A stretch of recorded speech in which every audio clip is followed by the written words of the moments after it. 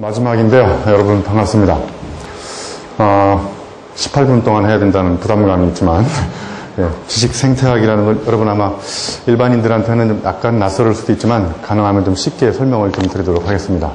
결론부터 얘기하면 우리의 삶, 리빙이라고 하는 것이 학습, 러닝과 분리 독립될 수 없고 일상적 삶 속에서 학습이 어떻게 일어나는지 그런 것들을 통해서 우리가 필요한 건강한 지식이 어떻게 나오는지를 생태계에 비추어서 한번 설명을 드려보도록 하겠습니다. 이제 오늘 제가 말씀드릴 내용은 이제 지식 생태학이라고 잡았습니다. 그래서 부제목은 이제 지식 경영을 넘어서서라고 잡았는데 기업에 계시는 분들은 아마 지식 경영을 많이 알고 있는 걸로 저는 생각이 되는데 일반인들은 아마 모를 수도 있습니다. 아무튼 전반적으로는 오늘 제가 말씀드릴 내용은 어떻게 하면 즐겁게 학습을 해서 사람들한테 필요한 건강한 지식을 만들어내는지의 그 원리들을 제가 배운 곳은 이제 생태계에서 배운 겁니다. 그래서 생태학적인 그런 배경 설명을 좀 드려가면서 같이 공부해 보도록 하겠습니다. 제 이름 밑에 보면 약간 좀 이상한 이름들이 몇 개 있습니다. 저 중에 저것들이 다 이제 오늘 제가 말씀드릴 지식생태학의 배경 학문인데 지식산부인과 의사처럼 제가 보이나요? 네. 제가 트위터에다가 제 프로필을 써놨는데 지식산부인과사라고 써놨는데 사람들이 저는 그 앞에 지식자는 안 보고 저를 산부인과 의사로 착각하는 사람들이 많이 있어요. 네. 아무튼 산부인과학이 지식을 창조하는데 어떤 과정과 또 어떤 요인으로 작용하는지도 같이 한번 생각해 보도록 하겠습니다. 제가 오늘 드릴 말씀은 이제 한 3-4가지 정도 되는데요. 앞단에서는 지식과 경영이 잘못된 만남이다. 그래서 여러분 잘 아시지만 김건모의 잘못된 만남이라는 노래가 있어요. 과연 지식이 경영, 관리의 대상이 될 수 있는 것인가 이런 문제를 제기해보고 3가지 변화, 사회 변화, 조직의 변화, 개인의 변화가 이 지식과 어떤 연관성을 갖고 우리가 잘못된 생각을 갖고 있는지 오해하고 있는 건 없는지 이런 걸 제기를 해본 다음에 지식생태학의 학습과 지식생태학의 지식에 대한 이야기를 해보겠습니다. 그래서 지식생태학에서 얘기하는 학습이라는 게 도대체 뭐고 그 다음에 지식생태학에서 얘기하는 지식은 도대체 어떤 뜻을 갖고 있는지 이제 마지막으로 제 개인적인 경험담을 몇 가지 말씀드리면서 지식이라고 하는 것은 우회 축적의 원리, 우리 한양대학교 지금 명예교수로 와 계시는 윤석철 교수님 주장하시는 바이기도 하고 또 우리의 삶은 곡선이다. 그 인간, 자연, 삼라만상 다 합쳐서 곡선인데 오로지 그 중에 인간만이 곡선을 직선으로 바꾸면서 사람들한테 좋은 건강한 지식으로 탄생되지 않는 이런 역기능들이 발생하고 있다는 것들을 제 개인적 경험에 비춰서 말씀드리면서 끝내도록 하겠습니다. 자, 첫 번째는 이제 지식과 경영의 잘못된 만남 이야기를 해보겠습니다. 여러분 이게 제가 이제 강의를 하면서 사람들한테 보여드리는 메타포 중에 하나인데요. 이게 글로벌리 통용되는 메타포라서 들은 사람은 있지만 잠시 한번 더 반복해서 설명을 좀 드려보도록 하겠습니다. 여러분 이 앞에 있는 게 이제 파리하고 벌이 있는데 이 파리하고 벌이 잡종 교배가 돼서 벌파리가 탄생한 거예요. 예, 제가 지금 말씀드리는 지식생태학도 일종의 지식경영학과 생태학의 융합학문입니다. 그래서 지식융합이라는 것이 요즘 유행하고 있는데 그냥 파리라고 생각하시고 파리학과 1학년 때는 파리학 개론을 배우겠죠. 그죠? 혹시 개론 책 읽고 감동받은 사람 있나요? 혹시 개론 수업 듣고 너무 감동적이어서 이과를 열심히 다녀야 되겠다 이렇게 결심한 사람은 보기 드물 것 같습니다. 대부분이 개론 수업을 듣고 전과하는 학생들이 많은 것 같아요. 자, 아무튼 이제 파리학과 1학년 때는 개론을 배우고 2학년 때는 파리 앞다리론 배우고 3학년 때 뒷다리론 배우고 이런 식으로 각자 나눠서 배운 다음에 이제 졸업하면 파리 학사가 되면 이제 모든 걸 알 것 같다고 그러는데 물어보면 들은 적은 있으나 설명할 수 없는 상태가 이제 학사가 되는 거죠. 이제 파리학과 학사가 파리에 대해서 더 자세히 공부하고 싶어서 가는 데가 대학원이죠. 대학원에 가서는 이제 전공 부위를 선택하셔야 됩니다. 앞다리나 뒷다리나 이런 식으로. 전부 통째로 전공하면 졸업이 안 됩니다. 예. 그래서 앞다리 전공한 학생은 앞다리를 떼가지고 실험실에 가서 2년 동안 연구한 다음에 파리 앞다리의 움직임이 파리 몸통에 미치는 영향에 관한 연구 이런 논문을 쓰죠. 근데 이미 파리 앞다리는 몸통에서 떨어져 나간 다리이기 때문에 죽은 다리죠. 그죠? 네, 그래서 죽은 다리를 연구하는 사람들을 우리가 석사라고 하죠. 석사는 이제 돌석자라는 설이 있어요. 그래서 이제 석사는 이제 뭘 모르는지 알 것 같다 이렇게 깨달음 주는 학위가 석사죠. 저 친구한테 앞다리를 전공했기 때문에 뒷다리를 물어보면 안 됩니다. 저 사람 앞다리만 전공했기 때문에. 자, 앞다리에 대해서 더 자세히 공부하고 싶은 지적 욕망이 생겼습니다. 석사가. 그래서 이제 파리학과 대학원 박사과정에 가면 앞다리를 통째로 전공하면 졸업이 안 돼요. 그래서 앞다리에 더 극미한 세부 전공이 발톱입니다. 그래서 파리 앞다리 발톱 학술대회에 가서 발톱에 관한 부논문 몇 개를 발표하면 본격적인 논문을 쓰는데 이 발톱끼리도 또 커뮤니케이션이 안 되죠. 그래서 박사가 이제 되면 어떤 말을 하냐면 나만 모르는 줄 알았더니 남들도 다 모르는군요. 이렇게 깨달으면 박사가 됩니다. 예, 박사가 열불박자라는 설이 있고요. 예, 돌석자가 돌을 계속 갈다 보면 돌이 얇아지면 박사가 된다는 설이 있습니다. 자, 이제 파리 앞다리 발톱을 전공한 박사가 대학 교수가 되고 싶어서 이제 되려면 어떻게 해야 되냐면 파리 앞다리 발톱을 통째로 전공하면 교수가 될 수가 없어요. 파리 앞다리 발톱에 더 극면 세부 전공을 선택하셔야 되는데 이제 남은 건 파리 앞다리 발톱에 낀 때밖에 없죠. 그죠? 그래서 이제 전국 파리 앞다리 발톱 때 학술대회가 열리는데 여기에 때도 또 학파가 있습니다. 까만 때 학파도 있고 뭐 누런 때 학파도 있고 여러분 잘 아시는 30년산 때, 뭐 21년산, 17년산 어서 많이 들어본 연수죠. 여기서 중요한 것은 17년산 때를 전공하는 교수님은 30년산 때를 모른다는 사실입니다. 이만큼 이제 대학의 학문 발전이 전문화, 세분화되면서 이제까지 이제 많이 발전을 거듭해왔는데 이 파리 앞다리 발톱의 때가 파리 앞다리 발톱의 때인지도 모르는 현상, 파리 앞다리 발톱이 돼지 발톱인지 파리 앞다리 발톱인지도 모르는 전체와 관계성이 상실된 상태에서 부분을 너무 극미하게 분석하다 보니까 이제 분해돼 버려가지고 뒷수습이 불가능한 현상으로 발전하고 있습니다. 바로 제가 이제 말씀드릴 생태학은 가장 중요한 그 특징 중에 하나가 인터디펜던스입니다. 상호 의존성, 인터릴레이션십, 상호 관계성을 연구하는 학문입니다. 그래서 그런 관계성을 기반으로 제가 지식생태학을 잠시 후에 설명을 드리겠습니다. 그래서 전문가의 정의는 전문적으로 문외 안에 있는 사람, 그것밖에 모르는 사람입니다. 그래서 속담 중에 한우물을 파라는 말은 여전히 통용되지만 한우물 파다가 매몰될 수 있다는 사실을 우리는 명심해야 됩니다. 여기 영어로 정의가 전문가는 뭔가에 대해서 모든 걸 알지만 그 밖에 다른 것에 대해서는 아무것도 모르는 사람이 전문가라는 거죠. 이 시대에 전문가가 굉장히 많은데 전문가끼리 소통이 안 될 때 진정한 의미에서 창조가 일어나지 않는다는 우리의 현상도 한번 주목해 볼 필요가 있습니다. 자, 지식생태학이 어떻게 해서 탄생했느냐? 세 가지입니다. 왼쪽에 보시면 사회 변화, 오른쪽에 보시면 그거에 맞춰서 조직의 변화가 일어나고 그것에 비추어서 맨 밑에 보시면 이제 개인의 변화가 일어나는데 예를 들면 이런 겁니다. 디지털 지식 기반 사회가 온다고 그러는데 과연 지식이 빛의 속도로 디지털 테크놀로지를 통해서 공유될 수 있을까? 예, 그렇게 됐다고 생각하는 사람도 있지만 저는 그렇지 않다고 생각합니다. 거기에 지식과 정보의 근본적인 차이점이 있다는 거죠. 지식은 지식을 갖고 있는 사람과 분리 독립시켜서 생각할 수 없지만 정보는 그럴 수 있다는 겁니다. 그러니까 제 지식은 제 몸에 체화되어 있다는 거죠. 자, 조직에서는 이제 지식 경영을 합니다. 그래서 지식 관리 시스템을 만들어 놓고 거기에 지식을 저장하고 빼고 그러는데 과연 지식 관리 시스템에 지식이 들어갈 수 있을까? 이것도 문제의식이고요. 마지막으로 이제 개인들은 과연 지식 기반 사회에 과연 개인들은 지식 가공 의무를 성실히 수행하고 있는지, 예. 지식 가공 의무는 이행하지 않고 지식 공유 권리만을 주장하고 있지는 않는지 이런 것들을 생각해 볼 수 있습니다. 그래서 이제 지식경영학은, 지식생태학은 맨 밑에 보시면 생태학을 배경으로 해서 생태계의 메커니즘, 생태계가 어떻게 인간의 개입이 없는데도 불구하고 선순환 쪽으로 유지 발전되는지 그 원리를 뽑아가지고 왼쪽에 학습건강학, 오른쪽에 지식산부인과학이라고 있습니다. 제가 연구하는 분야가 이 두 가지도 또 관련되는데요. 여러분 표정을 보니까 굉장히 심각한 학습 질환에 걸려 있는 것 같아요. 학습 소화기 암에 걸리신 분도 계시는 것 같아요. 너무 디지털화된 정보를 주워 먹으면서 소화되지 않은 상태에서 계속 먹다 보니까 소화기 암에 걸린 분도 계시고 너무 마우스를 하루 종일 클릭하다 보니까 학습 마우스 수전증 환자도 보이시는 것 같고 아무튼 이런 식으로 대한민국 국민을 전부 다 학습 질환자라고 규정하고 학습 병명을 전인하게 진 다음에 제가 개발한 학습 신약을 먹으면 금방 치료된다는 이런 마케팅을 통해서 약을 좀 팔아먹으려고 합니다. 그래서 이게 되려면 학습 약국이 필요하고 학습 병원이 필요합니다. 그래서 제가 이제 학습 약사와 학습 의사를 양성해서 하려고 사업을 하려고 합니다. 자, 그다음 오른쪽에 보시면 이제 지식 산부인과학이라고 있습니다. 이게 제가 세계 최초로 연구하는 분야 중에 하나인데 지식 경영학하고 산부인과학을 합치면 세계 최초의 지식 산부인과학이 탄생하죠. 그죠?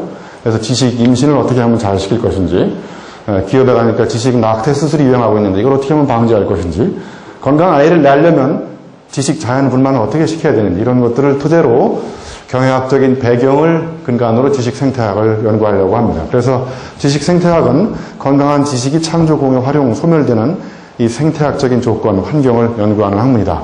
이렇게 얘기해도 여전히 어렵죠? 예. 쉬우면 누구나 다 할 수 있죠. 그죠? 예. 자, 그래서 생태계의 원리를 뽑아보니까 여러 가지 원리가 있지만 그 중에 대표적인 원리 4가지가 있습니다. 자기조직적 갱생의 원리. 예를 들면, 인간은 셀프 오거나이징 시스템에 의해서 불균형이 되면 균형을 맞추려고 합니다. 자연도 마찬가지예요. 그죠? 나무가 하나 쓰러지면 그 쓰러진 나무 밑에서 숨죽이고 있던 또 다른 나무가 순식간에 올라와서 자라기 시작하고 이렇게 자기 균형을 맞춰 나갑니다. 그 다음에 오른쪽에 보시면 아까 말씀드렸듯이 상호의존성, 밑에 보시면 불일불이라고 씨앗과 과일은 같지 않는데도 불구하고 씨앗 속에 과일이 있고 과일 속에 이미 씨앗이 담겨져 있습니다. 이런 원리들. 그 다음에 이제 맨 밑에 보시면 왼쪽에 잡종강세, 다양성, 다양한 생명체들이 어떻게 이렇게 조화롭게 이 세상을 유지해 나가고 자연의 생태계가 유지 발전되는지 이런 원리들을 뽑아서 어떻게 하면 즐겁게 거기서 학습해서 건강한 지식을 만들어내고 그리고 성과를 나누면서 보람찬 그런 성과가 만들어질 수 있는지, 그래서 궁극적으로 행복한 일터가 될 수 있는지 앞단의 형용사가 굉장히 중요합니다. 즐거운 학습, 건강한 지식, 보람찬 성과, 행복한 일터. 요즘 너무 즐거워서 미치겠는 사람 흔들어 보세요. 지금 너무 재미있어가지고 미치겠는 사람 없습니까? 즐겁고 재미있지 않으면 지식은 창조되지 않는다는 것이 진리 중에 진리입니다. 자, 그래서 이제 지식 생태학에서 얘기하는 학습에 대한 이야기를 좀 해보도록 하겠습니다. 제가 만드는 창작한 학습 찬양가입니다. 학습은 언제나 오래 참고 학습은 언제나 온유하며 학습을 제대로 한 사람일수록 시기하지도 않고 겸손하고 어디서 많이 본 거죠. 제가 그냥 사람 대신 학습이라는 말을 붙인 것 뿐입니다. 이게 창조입니다. 창조는 약간만 바꾸면 전혀 새롭게 보이는 거죠. 그래서 그 중에 제일은 학습이라 이런 걸 꼭 노래를 부르시고 학습을 시작하시면 좋을 것 같습니다. 자, 지식생태학은 자연을 유심히 관찰합니다. 자연은 보호 대상이 아니고 학습 대상입니다. 그래서 여기 대나무도 보면 땅속에서 5년 동안 머무르고 있다가 5년이 지나면 죽순을 틔우면서 1년에 무려 12m씩 자라면서 스피드하게 자라면서 스탑 멈추면서 마디를 갖습니다. 그러니까 영원히 빠르게 자랄 수는 없으니까 마디가 있는 덕분에 더 높이 자랄 수 있는 거고, 높이 자랄 수 있는 것은 원동력은 깊이 뿌리 속에 파고들었기 때문에 그런 거죠. 그러니까 내가 파고들어간 깊이가 내가 성장할 수 있는 높이를 결정한다는 것을 대나무로부터도 우리가 배울 수 있다는 거죠. 자, 그 다음에 여기 동태, 황태 뭐 이런 게 있어요. 그죠? 북어도 있고 생태도 있습니다. 어떤 게 제일 맛있을까요? 물론 사람의 입맛에 따라 다르겠지만 생태를 그냥 말려버리면 북어가 되고 얼려버리면 동태가 되지만 사람의 입맛을 돋구는 노릿노릿한 황태가 탄생하려면 얼렸다 녹았다 녹았다 얼렸다 하는 이런 시련과 역경을 견뎌내야 된다는 거죠. 결국은 역경을 뒤집으면 경력이 된다는 겁니다. 그러니까 한 생명체가 아름다운 경력을 만들어 나가는 과정은 자연 생명체나 인간 생명체나 똑같다는 걸 우리가 또 여기서 배울 수 있습니다. 자, 여러분, 돼지가 있습니다. 이 돼지는 목뼈 구조상 45도 이상 목을 들 수가 없습니다. 15도라는 말도 있고 45도라는 말도 있습니다. 아무튼 돼지를 제가 직접 가지고 실험을 안 해봤기 때문에 모르겠지만 결과적으로 돼지는 평생 땅만 보고 사는 슬픈 동물이에요. 그런데 어느 날 돼지가 자빠지고 나서 하늘이 보였어요. 가을 하늘이 너무나 아름다운 거예요. 그래서 그다음부터 돼지가 자빠지고 있습니다. 가을 하늘 보여요. 결국은 사람은 자빠져야만 자기가 평상시에 보지 못했던 것을 볼 수 있다는 겁니다. 이것을 우리가 돼지로부터 배울 수 있는 거죠. 여러분은 돼지 목살을 아주 재미있게 즐겁게 먹지만 돼지는 슬픈 동물이라는 걸 한 번도 생각해 본 적이 있으십니까? 돼지로부터 배우는 교훈이라고 볼 수 있습니다. 자, 이제 지식에 대한 이야기를 해보도록 하겠습니다. 자, 여기 보시면 체인지가 있습니다. 체인지는 제가 세계 최초로 만든 한자예요. 체인지하고 발음이 똑같지 않습니까? 몸을 움직여서 스스로 인식하면 나오는 게 지식이라는 겁니다. 그러니까 골 때리면 이렇게 헤드를 때리면 하트에 다가가지 않습니다. 하트에 다가가지 않으면 핸드에 다가가지 않고, 그러니까 직접 몸을 움직여서 해보면 가슴에 뭉클함이 다가오고 그래서 머릿속에 자연스럽게 정리되는 것이 지식이고, 그런 지식만이 세상을 바꿀 수가 있고, 그런 지식이 쌓이고 축적되다 보면 이 지식 지자에 날일자가 붙어서 세상을 밝게 이롭게 해준다는 겁니다. 그러니까 뭔가 우리가 스스로 체험을 해보는 것이 굉장히 중요하다는 이야기죠. 자, 우리가 잡초로부터 배울 수 있는 교훈이 굉장히 많은데 잡초에 TRB라고 있습니다. TRB가 뭐냐면 탑과 루트의 비율인데 80대 20 법칙이 정확하게 적용됩니다. 보이지 않는 뿌리가 80이고 겉으로 보이는 것이 20%인데 세상은 보이지 않는 것이 보이는 걸 움직인다는 겁니다. 그리고 우리가 갖고 있는 인간의 지식도 쉽게 매뉴얼로 만들 수 없는 암묵적 지식이 tacit knowledge이고요. 그리고 쉽게 매뉴얼로 만들 수 있는 게 20%라는 거죠. 그러니까 결국 지식은 머릿속에 들어있는 건 20%밖에 안 되고 나머지 80%는 온몸에 체화되어 있다는 겁니다. 그러니까 이런 지식을 생태학적으로 어떻게 창출하고 공유할 것인지를 연구하는 것이 지식 생태학이라고 보시면 될 것 같습니다. 저기 김치당구는 맛의 차이는 손맛의 차이라고 그러죠. 그죠? 예. 손맛을 디지털 네트워크를 통해서 공유할 수 있을까요? 어떤 엽기적인 학생이 손을 잘라가지고 공유하면 된다는 이런 소리를 발표하고 있는데, 결국은 김치당구는 그것을 매뉴얼로 만들어가지고 전국의 딸내미들하고 공유했지만, 오리지널 노하우를 갖고 있는 김치 맛을 갖고 있는 엄마의 맛과는 여전히 2%의 차이가 나는데, 그 2%의 차이가 뭐예요? 손맛입니다. 그러니까 손맛을 배우는 가장 효과적인 방법은 엄마와 합숙 훈련하는 수밖에 없다는 겁니다. 그러니까 아날로그는 원래 또 뭐 아날로그 버티는 게 아날로그라는 소리도 있지만, 아날로그라고 하는 인간적 접촉을 통해서 이 암묵적 지식, 쉽게 매뉴얼로 만들 수 있는 지식을 공유할 수 있는 유일한 방법이라는 겁니다. 예. 자, 여기 보시면 안효주 초밥집이 있습니다. 이 사람은 밥알을 집으면 정확히 250개인가요? 350개가 집힙니다. 350개 밥알 집는 걸 매뉴얼로 만들 수 있을까요? 자, 매뉴얼로 만들, 손을 씻는다, 밥알을 집는다, 아니면 다시 놓는다. 여전히 매뉴얼로 할 수 없는, 여전히 이거는 달인의 경지에 이르는 유일한 방법은 몸의 수고와 정성이 따르면서 그것이 자기 몸에 체화될 때, 이 선일금고의 이 김용호 회장님, 세계 어떤 금고를 갖다 줘도 금고를 다 열어버리는데 어떻게 하냐면, 제가 금고 여는 노하우를 전격 공개하는 요렇게, 저렇게, 요렇게. 이게 지식관리 시스템에 다큐멘트 돼가지고 저장됐지만, 다운로드해서 만들어보니까 요렇게 저렇게 해서 그밖에 없어요. 그래서 전국에 있는 금고 여는 도둑놈들이 다 따라해봤어요. 요렇게 저렇게 이렇게. 금고가 열릴 리가 없죠. 이 사람은 금고를 어떻게 하냐면, 손의 미묘한 감촉의 차이로 금고의 원리를 빨아들인 다음에 아주 미묘한 말로 표현할 수 없는, 글로 표현할 수 없는 그런 감정의 손 감각으로 금고를 열어버린다는 거죠. 예. 이런 게 다 생태학적 저는 지식이라고 생각합니다. 자, 이제 정리를 하겠습니다. 여기 보시면 제 인생의 곡선이 있는데, 여러분도 한번 인생의 곡선을 한번 써보세요. 여기다 나이를 찍으신 다음에 즐거웠을 때 이렇게 위에다 점을 찍으시고, 시기별로 기뻤을 때, 그 다음에 슬펐을 때 이렇게 점을 찍어 다 연결해보면 다 곡선이 된다는 겁니다. 그리고 제가 말씀드리고 싶은 것은 고통 총량의 불변의 법칙이라고, 여러분이 인생의 경험에서 고통이 통 100이면 젊었을 때 80을 경험해서 나중에 늙어서 20%만 경험하면 된다는 거고요.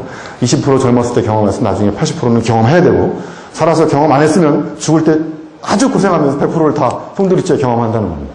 결국 제가 이렇게 생태학적 상상력을 통해서 지식 생태학을 만드는 것도 어렸을 때 시골에서 이렇게 수렵, 어로, 채취, 농경 생활을 하면서 자연과 더불어서 놀면서, 때로는 또 이렇게 수도공고라고 하는 공고를 다니면서 공돌이 경험도 해보고, 이런 산전수전, 우여곡절, 시행착오 경험을 겪으면서 제가 깨달았던 바들을 학문적으로 정리하는 것이 지식 생태학이라고 보시면 될 것 같습니다. 그래서 여기 밤하늘에 빛나는 수많은 별들이 있는데, 이 하나하나의 키워드를 별이라고 생각하시고, 여러분 인생에서 저 단어만 들으면 가슴이 떨리고 주먹이 젖이고 입술이 깨물어지는 단어를 2개만 골라보세요. 적으면 3개 골라보시고, 예. 나중에 집에 가서 고르세요. 아무튼 저는 이제 5가지를 골랐습니다. 5가지. 첫 번째는 열정, 두 번째는 혁신, 세 번째는 트러스트. 여러분 저를 믿습니까? 예, 안 믿는 것 같아요. 그래서 저도 여러분을 안 믿겠습니다. 예, 예를 들면 이렇게 인간관계에 신뢰가 끊어지면 지식 공유가 안 된다는 겁니다. 그죠? 그래서 제가 이렇게 5가지를 만들어서, 저는 열정적인 사람을 좋아하고, 세상을 열정적으로 바꾸기를 좋아하고, 어제와 다른 방법으로 혁신을 추구하고, 사람과 신뢰를 가장 중시하면서 현실에 안주하지 않고 늘 도전하는 삶을 살고, 다른 사람도 도전할 수 있도록 도와주고, 그리고 세상을 행복하게 만드는 것이 저의 핵심 가치입니다. 이걸 토대로 해서 제가 열정적으로 책을 쓰고, 열정적으로 사람을 변화시키고, 예, 청춘경애라는 책을 쓰고, 예를 들면 7.8기 사전오기 가지고, 또 예를 들면 또 용기라는 책을 쓰고, 그래서 제 삶의 역사, 제 삶의 방향, 의사결정, 모든 것들이 이 핵심 가치의 근거에서 이루어진다는 것입니다. 감사합니다. 고맙습니다. 네.